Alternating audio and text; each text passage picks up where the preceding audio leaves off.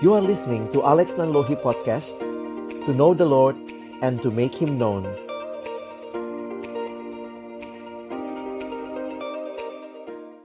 Bapa di dalam surga, kami datang dalam ucapan syukur. Terima kasih siang hari ini Tuhan berkenan menyapa kami melalui firman-Mu. Firman-Mu itu adalah firman yang kudus dan yang menguduskan hidup kami. Firman-Mu firman yang hidup dan yang menghidupkan kami. Firman-Mu firman yang tidak berubah, tetapi firman yang sanggup mengubah kehidupan kami. Itulah yang kami rindukan menjadi bagian setiap kami yang hadir pada saat ini. Tuhan yang kiranya boleh menyatakan kehendak-Mu. Di dalam satu nama yang kudus, nama yang berkuasa, nama Tuhan kami Yesus Kristus, kami menyerahkan pemberitaan firman-Mu. Amin. Shalom, selamat siang teman-teman sekalian. Saya bersyukur buat kesempatan ini. Dalam kesempatan kita memuji Tuhan dan juga boleh belajar akan firman Tuhan. Teman-teman, siang hari ini topik kita adalah tentang kesatuan dalam sebuah persekutuan. Dan apa yang menjadi hal yang indah yang akan kita nikmati di dalamnya.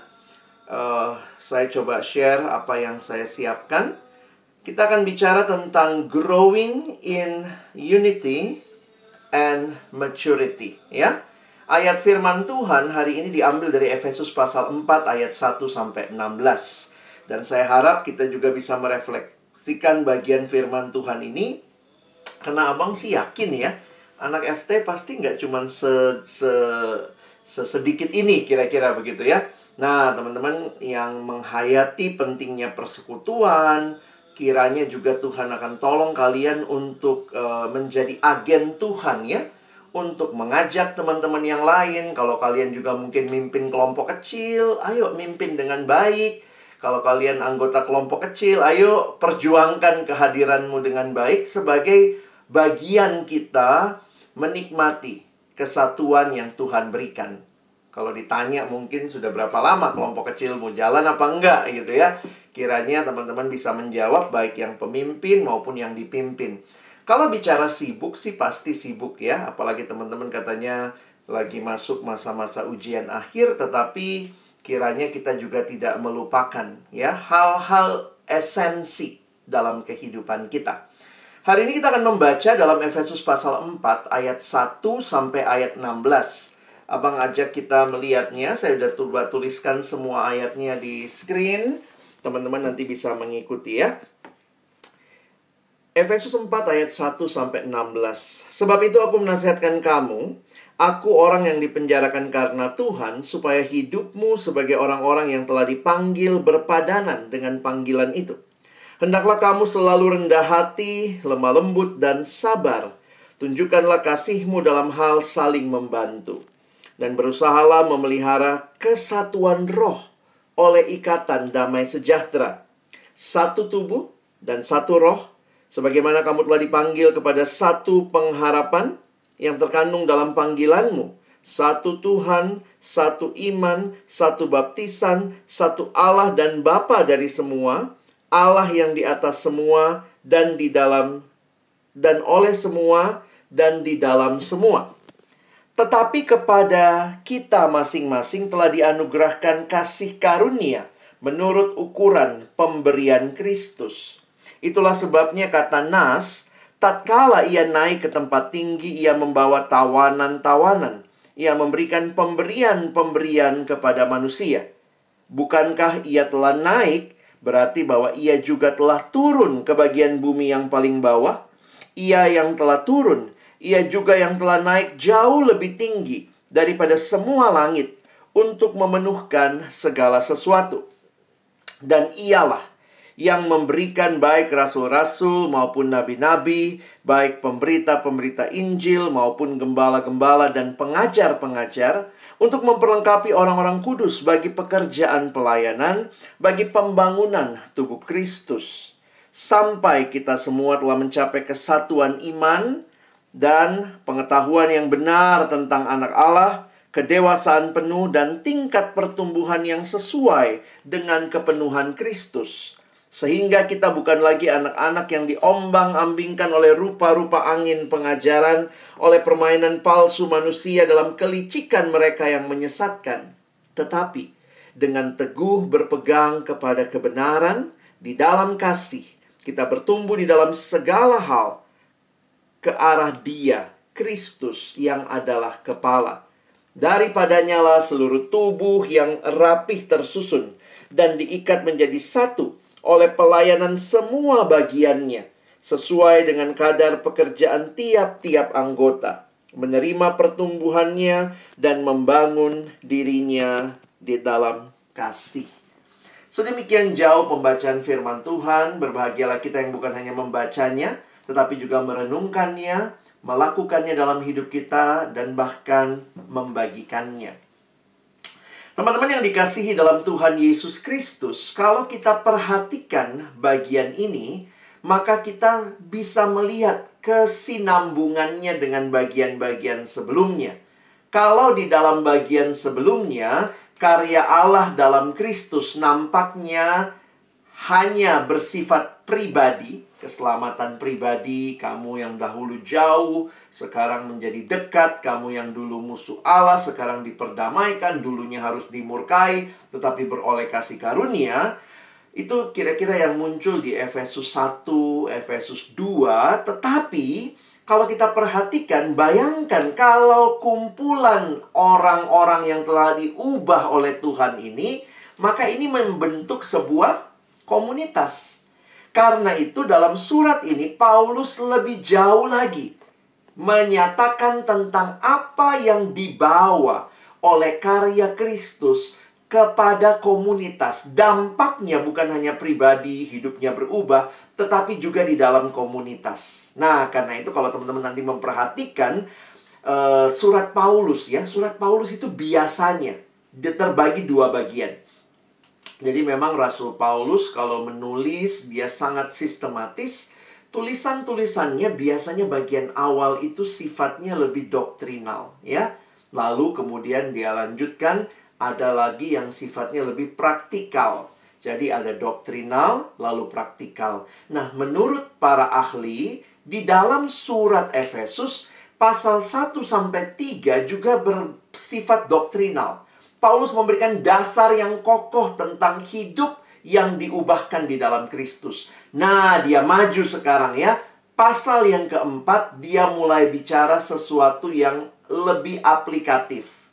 Karena itu, kalau kalian perhatikan, pasal-pasal 4 ke belakang, karena sifatnya lebih aplikatif, lebih banyak aplikasi, muncul banyak kata perintah. Bisa paham ya? Sementara yang doktrinal lebih banyak kata pernyataan, ya, statement.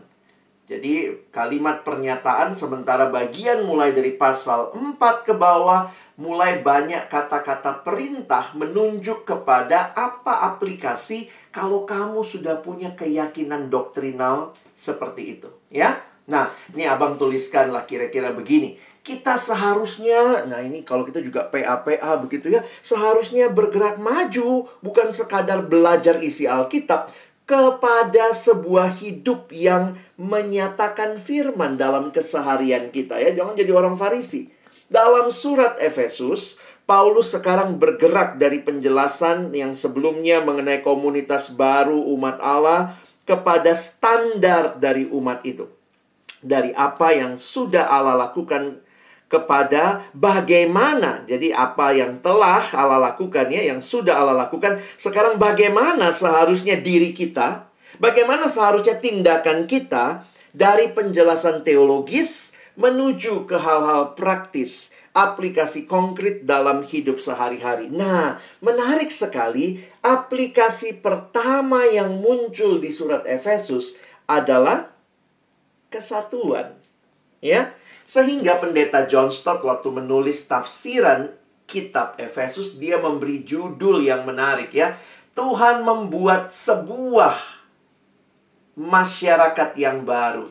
This is God's new society, which called church. Nah, kita sebagai persekutuan, PO ya, kita juga bagian dari gereja. Walaupun kita bukan gereja lokal, tetapi kita adalah orang-orang percaya yang dipanggil Allah untuk hidup bagi Dia, bertumbuh di dalam Dia, bersaksi bagi dunia. Di mana? Secara khusus di dunia kampus. Nah, nanti kalau kalian perhatikan, nah ini buat minggu-minggu depan ya, this God's new society ini berpengaruh lebih luas ya. Nah, nanti teman-teman bisa lihat dalam pasal 4 ayat 1 sampai 16. Nah, ini mempengaruhi hidup berjemaat ya. Harusnya makin satu, makin bertumbuh. Kayak tema hari ini ya, GAMI gitu ya. Growing in Unity and Maturity. Lalu nanti lihat pasal 4 ayat 17 sampai 5 ayat 20. Ini mempengaruhi hidup masyarakat di mana mereka tinggal. Tapi ini juga tidak terlepas. Nah, ini masuk sedikit lebih pribadi ke hidup keluarga. Makanya ada relasi-relasi antar keluarga. Suami ke istri, istri ke suami, orang tua ke anak, anak ke orang tua. Itu dibahas di pasal 5 dan pasal 6 awal. Lalu, nanti kalian perhatikan di pasal 6 ayat 5 sampai 9. Nah, itu berkaitan dengan hidup bekerja. Dan nanti pasal 6 ayat 10 sampai 24 selesai kitab ini pun mempengaruhi kualitas dan penyerahan di dalam pelayanan. Jadi lihat ya, yang namanya kita orang percaya tidak pernah hidup sendiri. Kita dipanggil untuk hidup berkomunitas. Perubahan hidup yang kita alami adalah perubahan hidup yang harus membawa dampak kepada komunitas, di mana kita hadir mulai dari yang paling kecil di keluarga, di dalam pekerjaan, di dalam jemaat, di dalam masyarakat, bahkan dunia ini.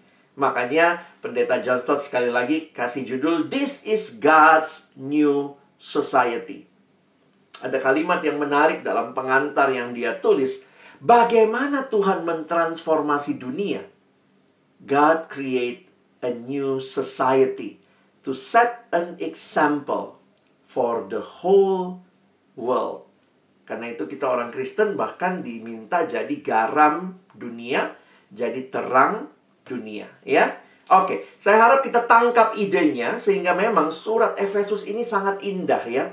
Bahkan di dalam gereja mula-mula ada yang berkata bahwa surat Efesus ini dipakai jadi bahan katekisasi. Karena lengkap banget teman-teman ya. Mulai dari bagaimana karya Allah sebelum dunia dijadikan dalam Kristus, ketika kita berdosa diselamatkan, maka kemudian kita yang diselamatkan diminta berdampak di dalam kehadiran kita. Karena Kristus telah terlebih dahulu mengubah kita, kita menjadi God's new society to transform the whole world. Ya, oke. Kita masuk lebih kepada kesatuannya ya. Tentu ada hal-hal yang kita bisa perhatikan. Menarik sekali kalau kita melihat kehidupan rohani dan kehidupan jasmani.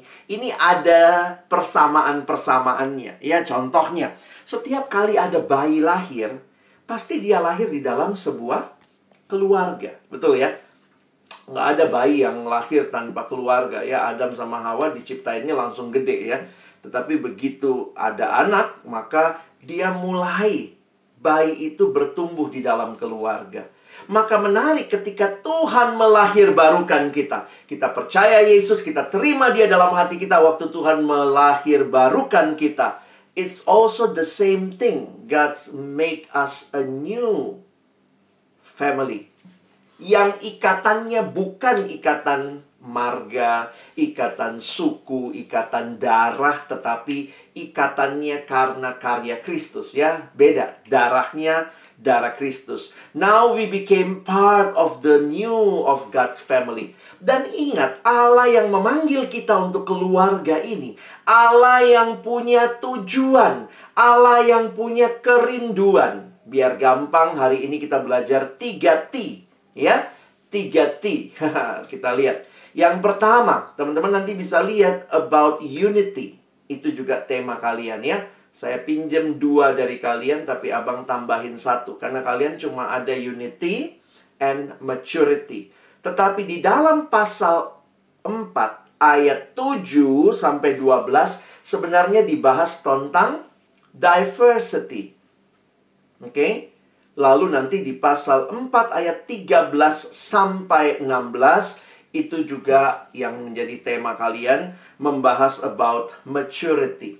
Ingat, Allah menciptakan God's new society melalui karya Kristus dengan tujuan yang jelas, dengan kerinduan yang jelas. So they become one in diversity and grow in maturity. Oke? Nah, kita lihat satu-satu ya, kita kupas sedikit. Tentu tidak bisa mengupas banyak dengan waktu yang terbatas. Kita lihat yang pertama. Yang pertama, Tuhan bicara tentang unity, ya. Kesatuan. Dan apa yang menarik waktu belajar ini, teman-teman yang dikasihi Tuhan, kalau kalian lihat, sebenarnya kesatuan itu, kalau kita baca di dalam Alkitab, kesatuan itu adalah kehendak Allah bagi manusia. Ini kehendak Allah bagi umatnya. Itu bukan sekadar kehendak kita. Gereja itu apa sih? Jangan lupa, definisinya dipanggil keluar. Siapa yang memanggil? Allah. Sehingga siapa yang menciptakan gereja? Bukannya, aduh, kau senang nyanyi. Kau senang nyanyi juga. Ayo kita kumpul yuk bikin gereja. Oh, kau senang pelayanan. Kau senang pelayanan. Ayo yuk kumpul bikin gereja. Kesatuan itu bukan kehendak manusia, tetapi adalah kehendak Allah. Sehingga waktu kita beribadah, waktu kita bersatu dalam gereja, kita sedang meresponi kehendak Allah bagi manusia. Ya. Karena itu kalau kalian perhatikannya dalam skema Allah mencipta, manusia jatuh dalam dosa, maka lihat ya, ini sedikit abang buat gambaran yang mulai dari creation. Waktu Allah cipta, ingat kalimat apa? Tidak baik kalau manusia itu seorang diri saja. Itu Kejadian 2 ayat 18. Tetapi Kejadian 3 ayat 12, wah, dosa masuk. Maka salah satu yang dirusak di dalam dosa adalah kesatuan itu. Tadinya kan manusia butuh manusia lain. Tidak baik manusia itu seorang diri saja. Makanya waktu Adam lihat Hawa pertama kali, apa responnya? Ini dia, tulang dari tulangku, daging dari dagingku. Tapi begitu kejatuhan, Kejadian 3, apa yang terjadi? Adam bilang, gara-gara dia. Tadinya dia bilang, ini dia tulang dari tulangku. Waktu ditanya, kau makan buah pohon itu? Gara-gara perempuan. Sehingga lihat, kehancuran terjadi pertama-tama. Kehancuran di dalam keluarga. Kesatuan yang dirusak oleh dosa, dampak pertamanya bukan hanya bagi individu, tapi bagi keluarga. Makanya menarik ya, kenapa kitab Efesus ini menyatakan pembaharuan yang Tuhan mulai nanti di pasal 5 bagian akhir, pasal 6 bagian awal, juga dimulai dari keluarga. So, buat abang ya, waktu melihat, there is always hope for a broken family.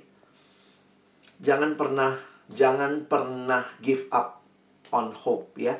Mungkin kamu bilang, aduh, hancur banget family saya, berantem terus kalau ketemu, susah bersatu. Itu realita dari manusia yang sudah jatuh dalam dosa. Tapi ingat penebusan, kalian udah bahas ya, Efesus 2 ayat 11-22. Yang jauh sekarang menjadi dekat karena salib Kristus. Jadi there is always hope.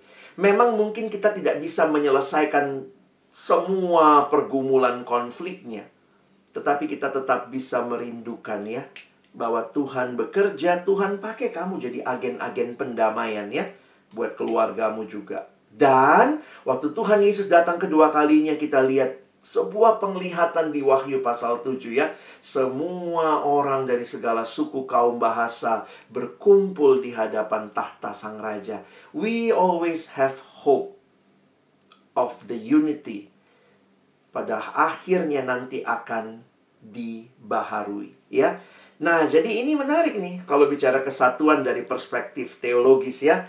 Nah, tetapi kalau demikian, maka ini prinsip yang kalian mesti perhatikan. Kesatuan kita adalah kesatuan yang diciptakan oleh Allah. Allah Tritunggal. Sehingga apa yang menjadi dasar buat gereja sebenarnya untuk bersatu? Ya, Allah Tritunggal. Allah yang sudah menyatukan kita. Nanti kalau baca di ayat 4-6 ya, Maaf abang tidak tulis ayatnya, tapi kalau kalian lihat di situ semua kata satu muncul kan. Tadi ada satu tubuh, tubuh Kristus, satu roh, Roh Kudus, kepada satu pengharapan dalam Kristus, dalam satu Tuhan, Tuhan Yesus, satu iman, iman kepada Allah, satu baptisan, ya baptisan dalam nama Yesus, nama Bapa, Anak, Roh Kudus. Ayat 6, satu Allah, satu Bapa dari semua. Jadi ini kalau kita gabungkan kesatuan ini muncul semua. Muncul Bapa, muncul Yesus, muncul Roh Kudus. Ini kesatuan di dalam Allah Tritunggal. Sehingga gereja punya kesatuan yang tidak terpisahkan. Kenapa? Karena dasarnya adalah Allah Tritunggal.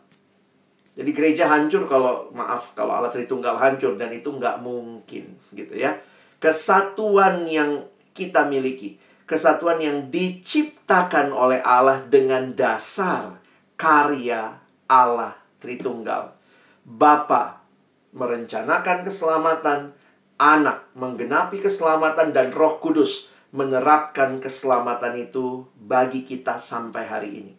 Jadi ini doktrin-doktrin yang penting, tapi kemudian lihat ya, betul, kesatuan diciptakan oleh Allah. Tapi bagian kita apa dong? Teman-teman dan saya tidak menciptakan kesatuan. Bagian kita memelihara kesatuan. Kesatuan itu ciptaan Allah, tapi dipelihara oleh manusia. Dan inilah yang bisa kita perhatikan kalau kita coba sedikit. Nah ini kita maju mundur ya. Tadi ayat 4-6 dulu abang mulai. Tapi perhatikan di pasal 4 ayat 1. Nah lihat ayatnya ya. Panggilan untuk bersatu. Lalu nanti pasal 4 ayat 2, karakter untuk bersatu. Dan pasal 4 ayat 3, usaha untuk bersatu. Kalau itu adalah ciptaan Allah, maka bagian saya memelihara. Siapa yang panggil saya memelihara? Nah, panggilannya ini nih ayat 1. Sebab itu kata Paulus, aku menasihatkan kamu, aku orang yang dipenjarakan karena Tuhan, supaya hidupmu sebagai orang yang telah dipanggil berpadanan dengan panggilan itu. Para teolog menafsirkan, apa sih hidup yang berpadanan dengan panggilan? Ya sebenarnya kalau lihat inilah hidup dalam kesatuan. Tapi untuk itu, kamu mungkin nanya, Tuhan kami udah mau bersatu, tapi Tuhan kasih modalnya nggak? Nah, Tuhan bilang, tenang, karena aku yang ciptakan, kamu dipanggil, aku sudah kasih modal sama kamu. Itulah karakter untuk bersatu. Seringkali orang susah bersatu, kenapa sih? Ego, kita merasa kita yang paling benar, kita merasa kita nggak butuh orang lain. Maka teman-teman, engkau dan saya dipanggil untuk bersatu, dan Tuhan sudah memberikan. Bukankah ini semua yang muncul ini apa namanya? Buah roh. Buah roh itu apa sih? Bukan buahmu, tetapi buah kehadiran Roh Kudus dalam hidupmu. Si Alex ini egois luar biasa. Tetapi ketika dia terima Yesus, Roh Kudus diam di dalam dirinya. Roh Kudus mengerjakan sehingga dalam hidup si Alex ini keluar buah. Itu bukan buahnya saya, itu buahnya Roh Kudus. Yang kok Alexnya bisa sabar, bisa nggak dendam. Nah, itu semua adalah karya Allah dalam hidup kita. Karena itu kalau kita sudah punya Roh Kudus, kita punya modal loh buat bersatu. Kita punya karakter. Dan ini karakter ilahi teman-teman ya. Makanya saya dalam pelayanan kan nggak semua orang satu ide sama kita ya. Kadang-kadang dia idenya ini, kita idenya ini. Tapi karena kita tahu kita dalam Tuhan, kita dipersatukan. Perbedaan karakter tidak membuat kita merasa kita nggak butuh yang lain. Ya udah kita dengerin, oh ada perspektif yang berbeda. Makanya belajar rendah hati, mau dengerin. Jangan kalau kamu udah nggak suka orangnya, apapun dia ngomong pasti nggak benar, nggak bisa.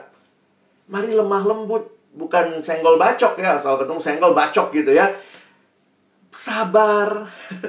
Teman-teman tahu nggak kata sabar ini? Kata dasarnya itu dalam bahasa Yunani diterjemahkannya begini. Long suffering. Itu sabar. Jadi menderita yang panjang ya. Sampai satu tafsiran bilang begini. Kamu tuh pengen banget balas dendam, tapi kamu nggak lakukan. Nah itu orang yang sabar. Orang yang sabar itu bisa merasakan dia pengen banget balas dendam, tapi dia tahan. Nah itu sabar. Jadi kalau cuman kayak kontak sekali, kadang-kadang kan gitu ya. Sekarang nih kamu kontak anak kelompok kecil. Kelompok kecil ya, jam segini ya. Kamu kontak ikut POJ ya. Nah, dia nggak balas sekali, jangan langsung bilang, aduh, aku udah sabar nih sama dia. Berapa kali kamu kontak? Sekali. Yeay, itu mah belum sabar ya. Teman-teman mau persekutuan kita maju? Ayo kita lebih rendah hati, lebih lemah lembut, lebih sabar, lebih menunjukkan kasih, saling membantu. Saya pikir salah satu yang unik dalam persekutuan mahasiswa saling membantunya itu loh. Ya, memang online ini agak sulit ya. Tapi bukan berarti nggak bisa. Mari kita tunjukkan karakter ilahi ini ya. Bagian kita memelihara. Tuhan sudah panggil, Tuhan kasih modal, dan karena itu muncullah kata lah-lahnya itu ya. Berusahalah memelihara kesatuan roh. Teman-teman kalau lihat bahasa Indonesianya mungkin biasa ya. Tapi sebenarnya bahasa aslinya menarik ya. Makanya terjemahan Alkitab berbahasa Inggris menerjemahkannya sampai begini ya. Bukan cuma usaha, tapi kalimat NIV misalnya. Make every effort to keep the unity of the Spirit through the bond of peace. Coba, artinya apa nih? Lakukan segala cara untuk memelihara kesatuan. Nah, itu tuh. Aduh, POJ dikit nih yang datang, udahlah bubarin aja. Kalau saya sih enggak, harusnya lihatnya apa? Lakukan segala cara. Ini cara yang Tuhan berikan supaya anak-anak Tuhan di POFT, di FTUI bisa bersekutu. Karena itu kalian jangan cuma senang jumlahnya segini ya. Lakukan segala cara to keep the unity. Aduh, pada sibuk. Oke, kalau sibuk kita berjuang sama-sama. Kita mungkin kalau sampai dia nggak datang, nggak bisa datang, kita kirim rekamannya, kita berikan transkripnya, kita rangkum khotbahnya. Make every effort to keep the unity of the Spirit. Bukan cuman gue udah coba, anaknya nggak mau datang, udah selesai, I have tried. No, make every effort. Ini challenge bukan buat pengurus aja ya, tapi buat kalian PKK, buat kalian jemaat, ajak temanmu gitu ya. Kalau ini tempat yang Tuhan berikan untuk kita bersekutu, let us make every effort. Kalau kamu merasa, aku mah cuma jemaat biasa kak, bukan bagian gua lah. Kalau dijapriin pengurus, di jarkom ya udah berhenti di kamu. Jangan, kita make every effort, kita sampein lagi jarkomannya. Tapi gue bukan pengurus, nggak apa-apa, ingetin teman-teman kelas kita. 5 menit lagi POJ mulai ya. Nah ini yang nggak tahu nih, di masa-masa begini, yang kayaknya komunikasi itu begitu gampang kan. Tinggal forward, tinggal blast. Tapi jangan-jangan kita nggak make every effort ya. Ya silahkan deh yang mau datang deh. Ya kalau dia suka POJ dateng lah. Kalau dia nggak suka ya nggak apa-apa. Loh nggak bisa gitu. Kita mesti make every effort. Nah, ini bagian kita nih ya. Ini yang perintah. Kalau nggak dilakukan, maaf kata. Kalau Tuhan perintah, nggak dilakukan, quote and quote, dosa. Gitu ya. Jadi, jangan cuma takut berdosa dalam hal aku nggak nyontek, nggak mau ini. Kamu dan saya dipanggil untuk memelihara kesatuan. Jadi bisa jadi kamu nggak nyontek, tapi juga kamu nggak berusaha memelihara gitu ya. Jadi poinnya adalah let us make every effort to keep the unity of the Spirit. Because God already gave us the character, and He calls us to be one. Ya, oke, saya harap kalian tangkap idenya ya. Nah, kesatuan dibicarakan begitu banyak, tapi Tuhan kita, Tuhan yang juga memberikan diversity. Nah, ini abang nggak bisa bahas ayatnya terlalu dalam, tapi kalian lihat idenya ya. Lihat ayat 7 sampai ayat 12. Kira-kira dua hal ini ditekankan. Allah mengaruniakan talenta yang berbeda-beda untuk membangun jemaat.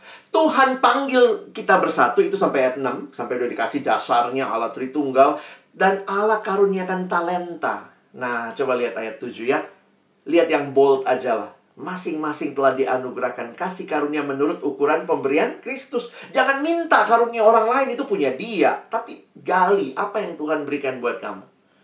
Loh, tapi kok tiba-tiba ada ayat 8 bang? Apa sih ini?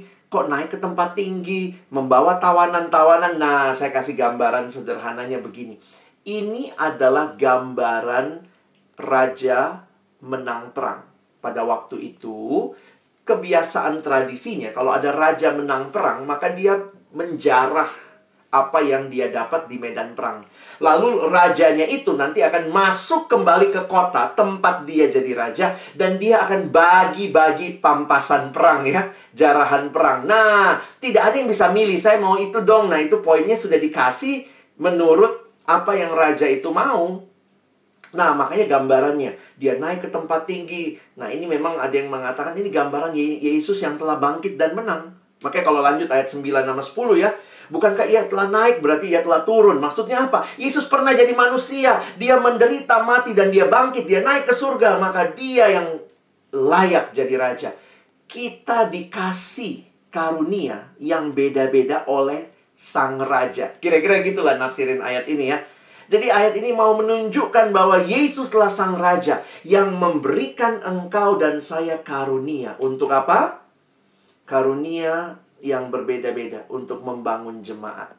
Nah, karunianya apa nih yang beda-beda? Nah, di ayat 11 sampai 12. Makanya perannya juga beda-beda ya. Sesuai dengan apa yang Tuhan kasih. Nah, ini contohnya.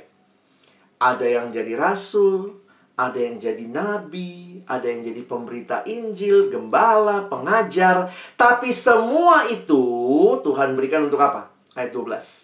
Untuk memperlengkapi orang kudus bagi pekerjaan pelayanan bagi pembangunan tubuh Kristus. Jangan sombong jadi pelayan Tuhan. Wah, sekarang sih udah nggak ada rasul ya. Rasul, nabi udah selesai karena Alkitab udah tidak ada. Tidak ditambahkan lagi. Rasul nulis PB, nabi nulis PL. Nah, zaman itu ada rasul, ada nabi. Sekarang kan kita punya bawahnya nih. Pemberita Injil, gembala, pengajar-pengajar. Maka kita jangan sombong. Oh, saya pelayan Tuhan, saya MC hari ini, saya jadi pemusik, saya jadi PKK. Jangan sombong. Semua karuniamu waktu engkau melayani untuk siapa? Bukan buat dirimu, tapi untuk memperlengkapi orang kudus bagi pekerjaan pelayanan. Kita rindu, kita ber-PJ seperti ini, ber-POJ, kita buat, ada yang jadi MC, ada yang jadi pemusik, ada yang pengurus, kita melayani, semuanya supaya jemaat dibangun. Makanya jujur ya, abang suka sedih gitu ya. Kalau kita lebih lama evaluasi pelayannya, kita lupa evaluasi jemaatnya. Karena tujuan akhirnya adalah jemaat. Tujuan akhir POJ hari ini bukan MC-nya bagus, pembicaranya hadir, petugas PIC-nya berfungsi dengan baik, CO-nya dijagain. Bukan cuma itu. Jemaatnya bertumbuh nggak?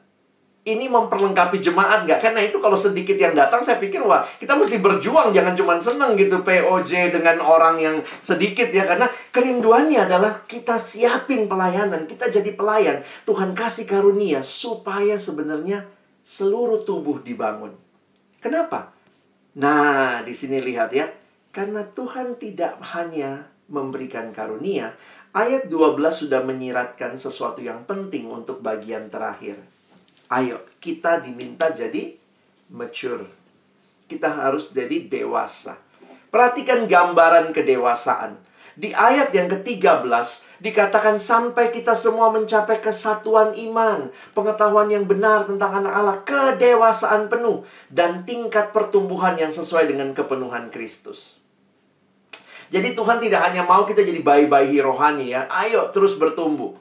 Makanya kalian harus rindukan angkatan 2020 yang belum pernah ke kampus katanya ya. Atau 2021 ya ke kampus cuman ujian bentar pulang gitu ya. Kerinduan PO apa?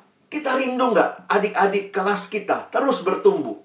Maka caranya adalah dia harus dewasa, dan cara dewasa kemana dia? Ya datang ke persekutuan, karena ini kan cara yang Tuhan berikan ya untuk memelihara kesatuan. Kedewasaan itu terjadi di dalam persekutuan. Dengar kalimat abang ya. Ini kaitannya. Kedewasaan itu terjadi di dalam persekutuan, bukan di dalam kesendirian. Kenapa? Karena itu kalau jadi pengurus, jadi jemaat harus serius. Hadirkan orang. Kenapa? Itu cara bertumbuh. Ya. Tapi kan dia saat teduh pribadi, Bang. Betul, secara pribadi dia lakukan. Tetapi ini perintah Tuhan. Harusnya kita bertumbuh di dalam kesatuan. Apa gambaran kedewasaan? Ada dua gambaran. Secara negatif, perhatikan ayat yang ke-12, 14. Bukan lagi diombang-ambingkan. Tetapi ayat 15, positifnya apa? Teguh berpegang. Jadi orang yang dewasa itu dia punya pemahaman kebenaran yang baik, sehingga waktu ada ajaran sesat, ada tantangan hidup, dia bisa punya keteguhan kepada kebenaran. Itu yang namanya dewasa. Dewasa itu bukan sering ikut PO saja, tapi benar-benar semua yang dia dapatkan akan menolong dia teguh pada firman. Sehingga kalau kita lihat ayat 16, dari Tuhanlah semua itu. Jadi ini Tuhan yang mulai, Tuhan yang menopang, sampai akhirnya segala kemuliaan bagi Tuhan demi pertumbuhan anggota dalam tubuh Kristus. Abang simpulin ya, coba lihat. Dalam kesatuan dan keberagaman, in unity and diversity, God gave us maturity. Oke? Karena itu kita pertahankan kesatuan, kita pertahankan keberagaman karunia, supaya jemaat bertumbuh. Kira-kira kalau saya gambarkan diagramnya begini ya. Nah, Allah mengaruniakan talenta, kasih karunia, ada jemaat, ada yang jadi rasul, nabi, pemberita Injil. Supaya apa? Supaya semua orang semakin serupa dengan Kristus. Dalam hal kedewasaan rohani, doktrin yang ngelotok, makin paham pengajaran Kristen, makin tahu kalau nonton drama Korea, kok ada Jumandeng, kok ada begini, oh nggak terpengaruh. Kita Kristen punya pemahaman apa artinya hidup kekal, tidak ada zombie-zombian begitu ya, tidak ada reinkarnasi, tidak ada karma-karmaan. Karena abang kadang lucu ya, anak Kristen gitu, tapi waktu ngomongnya, lu jangan gitu lo, karma lo nanti. Ya ampun, kebanyakan nonton drama Korea sih lo. Nggak tahu doktrin kita, nggak ada tuh karma. Ya, makin serupa dengan Kristus. Doktrinnya baik, karakternya baik, moralnya baik, dan skillnya juga baik. Karena itu bisa melayani, bisa jadi PKK lagi buat generasi berikutnya. Jadi dia punya doktrin, karakter, moral, dan skill. Di mana semua ini terjadi? Di dalam persekutuan. Besi menajamkan besi, orang menajamkan sesamanya. Ini udah prinsip Alkitab lah. Kita kadang suka nyanyi ya. Tadi misalnya, sungguh alangkah baiknya, sungguh alangkah indahnya. Coba abang nanya, kemana Allah memerintahkan berkat? Kalau kita nyanyi pakai gerakan, sebab kesanalah Allah memerintah agar berkat-berkatnya tercurah. Kemana kesananya? Coba jawab, kemana kesananya? Mesti baca ayat 1. Sungguh alangkah baik dan indahnya apabila saudara diam bersama dengan rukun.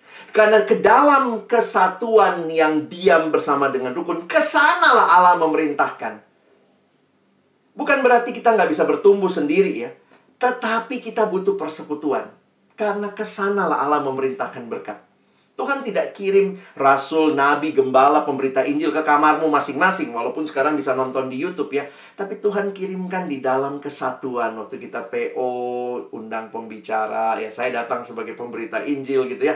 Jadi sebenarnya kesatuan ini menolong kita bertumbuh. Ya.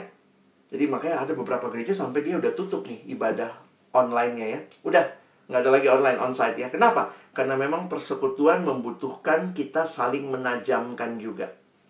Besi menajamkan besi, orang menajamkan sesamanya. Jangan jadi orang Kristen Lone Ranger. Kalian pernah tahu Lone Ranger? Kalau dulu ada acara ini ya, ada acara Lone Ranger. Dia selalu bareng sama kudanya. Ngejar penjahat, ngurusin apa. Makanya ada kalimat dalam buku yang ditulis oleh Tim Allen. Salah satu dari 10 hal bodoh yang dilakukan oleh orang Kristen adalah, yang menghambat pertumbuhan rohaninya adalah mereka merasa atau menjadi anak Tuhan gaya Lone Ranger. Saya bisa sendiri. Nggak bisa. Karena itu saya tutup dengan perintah yang lain dari firman Tuhan ya. Karena ada kata lahnya. Ibrani 10 ayat 22-25. Karena itu, sebenarnya yang di atasnya karena udah diselamatin ya. Marilah kita menghadap Allah dengan hati yang tulus ikhlas dan keyakinan iman yang teguh. Oleh karena hati kita telah dibersihkan dari hati nurani yang jahat, dan tubuh kita telah dibasuh dengan air yang murni. Marilah kita teguh berpegang pada pengakuan tentang pengharapan kita, sebab Ia yang menjanjikannya setia. Nah, ini ayat kuncinya ya. Dan marilah kita saling memperhatikan, supaya kita saling mendorong di dalam kasih dan dalam pekerjaan baik. Janganlah kita menjauhkan diri dari pertemuan-pertemuan ibadah kita. Jadi yang malas datang persekutuan dari dulu ada ya. Ya, tapi harus ada orang yang lebih rajin lagi untuk ngajak yang tidak datang atau yang malas ya. Janganlah kita menjauhkan diri seperti dibiasakan oleh beberapa orang. Tetapi, nah ini positifnya ya. Bukan menghakimi yang nggak datang. Karena kita nggak tahu juga kenapa dia nggak datang ya. Jangan dihakimi. Wah, kamu nih emang yang nggak suka Alkitab, nggak suka Tuhan. Tapi mari kita saling menasehati. Dan semakin giat melakukannya menjelang hari Tuhan yang mendekat. Kita ajakin aja. Kita ceritain. Tadi kita belajar ini loh. Yuk, mari kita belajar. Bangun iman bersama-sama. Tuhan rindu engkau dan saya semakin serupa Kristus, semakin bertumbuh. Tapi ingat, itu tidak terjadi sendirian. Tuhan bahkan berikan komunitas supaya engkau dan saya terus bertumbuh. Amin. Mari berdoa. Tuhan, terima kasih buat firman-Mu, setiap kebenaran yang sudah mencerahkan hati kami. Kiranya kami bukan menjadi pendengar-pendengar firman saja. Mampukan kami jadi pelaku-pelaku firman-Mu. Kami bersyukur kalau Tuhan boleh ingatkan, dan ada begitu banyak teman-teman sebenarnya yang percaya pada Tuhan di POFTUI. Kami rindu, kami menjadi orang-orang yang bertumbuh bersama di dalam iman kepada Tuhan. Tolong kami sekali lagi, jadikan kami pelaku-pelaku firman-Mu. Dalam nama Yesus kami bersyukur, kami berdoa. Amin.